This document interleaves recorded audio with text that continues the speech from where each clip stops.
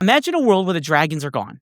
The Dark Lord is retired, and the only real conflict is whether or not the magical cafe runs out of cinnamon. That's the direction fantasy is drifting towards, and it's a problem. The cozy fantasy epidemic is stripping away the narrative tension that made epic landscapes feel alive. Today, we're talking about why low stakes are making fantasy toothless. For the last decade, fantasy has undergone a dramatic tone shift.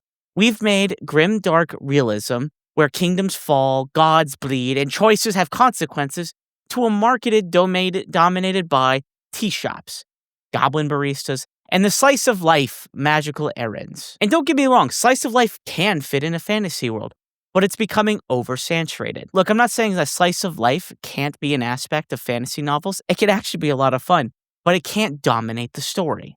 And I'm also not saying goblin baristas can't be compelling characters. They could be so much fun, witty, fun, pretty. It could be wonderful. But if your biggest plot twist is that someone ordered oat milk, then we may have wandered too far from the path. This isn't a small trend. It's a full-blown aesthetic takeover.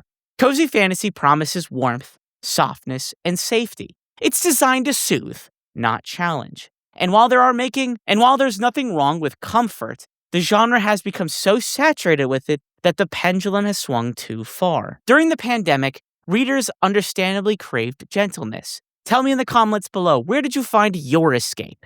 Because escapism became a lifeline. Stories without danger, loss, without fear.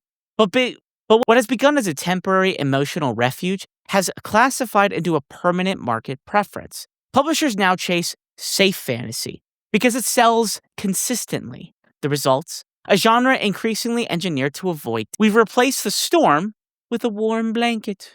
And we're pretending that's the same thing. Classic high fantasy carried weight. When a hero crossed a mountain range, you felt cold. When the empire collapsed, the world shifted beneath your feet. Magic wasn't just decoration, it was dangerous, ancient, and tied to the bones of the world. Compare that to the current trend. Curated vibes, pastel palettes, and a world that feels more like themed cafes than a living ecosystem.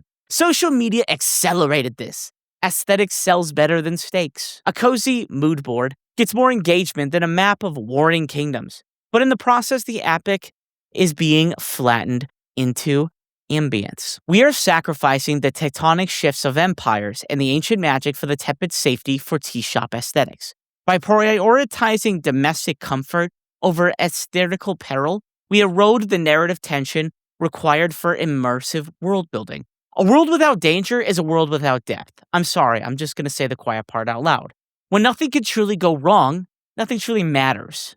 Sure, you can have strong themes associated with rebuilding yourself, or anxiety, or other major issues, but it doesn't tell a whole story. This obsession with low stakes transforms once grand landscapes into nothing more than wallpaper. The mountains don't move, the gods don't speak, the world doesn't change. And without change, fantasy loses its teeth. Cozy fantasy has its place. Legends of Lattes is a great example. But it cannot become the only place. If you want the genre to thrive, we need stories dare to be vast against it. Stories that echo choices where magic has consequences, where the world is more than a backdrop to comfort. Fantasy was born with myth, danger, wonder! It deserves more than cinnamon-flavored conflict. If you liked the video, like, comment, share, and subscribe. Into the realms!